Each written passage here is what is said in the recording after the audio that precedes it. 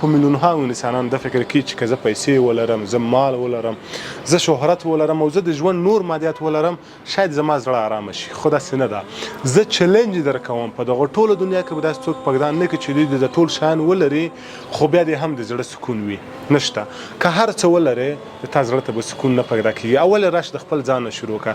ډېر وخت مو په زړه کې ارمان دا و چې که یو مقام ته ورسېږو شاید خوشحاله شو. رسېدلي وو خو بیا هم د زړه سکون نه حاصلېږي. همغه ځای کې وو بیا هم د زړه سکون نه حاصلېږي. ځکه موږ مادیات غواړو او د انسان نفس هیڅ کله هم نه رضا کېږي. یوازینی شی چې انسان ته خوشحالي ورکولی شي، یوازینی شی چې د انسان زړه سکون پر مومي، پوهېږې هغه څه دی؟ هغه الله تعالی په قرآن شریف کې ځواب وایي. یوازې د الله په ذکر باندې د انسان زړه ته اطمینان حاصلېږي. نو هیڅ کله هم مادیات انسان ته دایمي خوشحالي نشي ورکولی. دا در سره منم چې شاید نسبي خوشحالي ورکړي. راځئ د الله تعالی ذکر وکړو. راځئ خپله رابطه د الله سبحانه وتعالی سره سمه کړو. والله چې د الله سره د رابطه سمه شوله زړه به دې خپله ارامه شي. السلام علیکم.